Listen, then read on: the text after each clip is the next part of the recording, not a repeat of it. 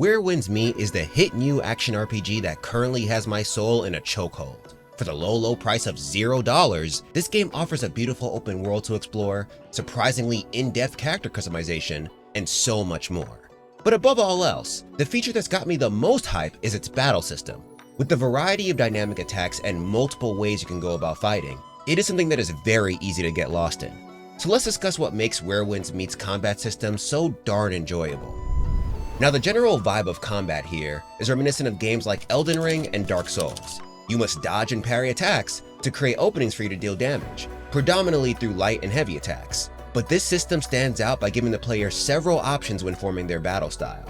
See, as a wuxia game, Where Winds Meet is heavily focused on martial arts. There are 6 paths, each with 2 types of weapons that utilize them, and all 12 of these weapon types offer different ways to play.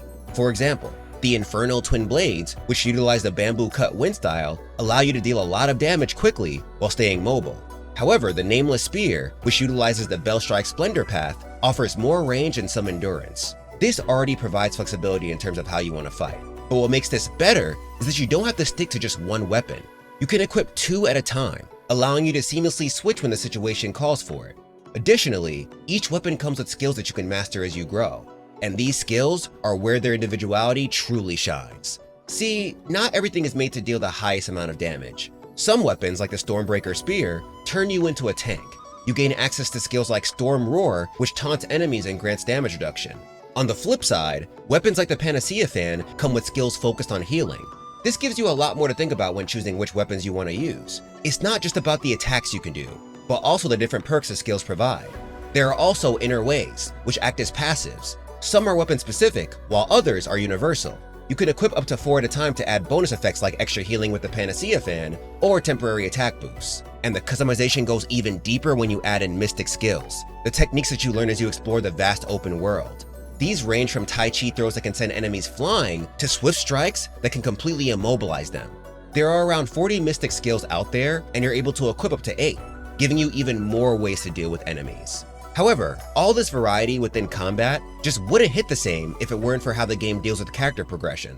This isn't a title where you pick your class and spend your whole playthrough mastering that class. Instead, you're allowed to progress with whichever weapon you want when you want to, as long as you have it unlocked. So sure, you can choose to become a master with something like the Nameless Spear, but if there ever comes a time when you want to mess with the Rope Dart, you can immediately switch without missing a beat.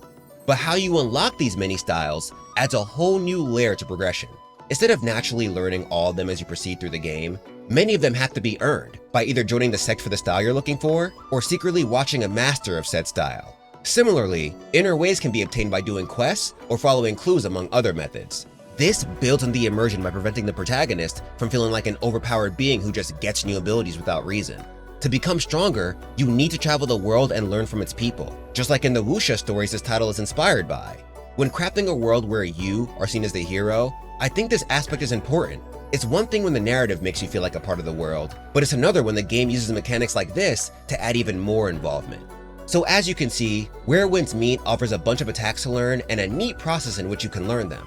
However, what wraps everything together is the fact that the game operates on the rule of cool. From the multiple techniques to the way in which you dodge and parry attacks, Everstone Studio made it their mission to make your character look as dope as possible.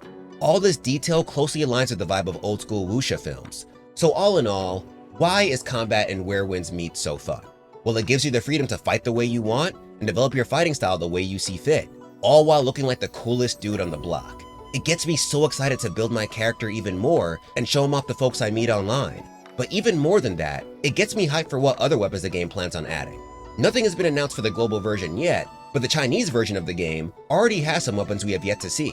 One of them happens to be gauntlets that will allow you to deal swift punches and kicks. As a big fan of unarmed combat, I need that in my life. But how are you feeling about Where Winds Meet so far? Let me know your favorite weapon below. And stay tuned on Game Rant for more gaming videos just like this one.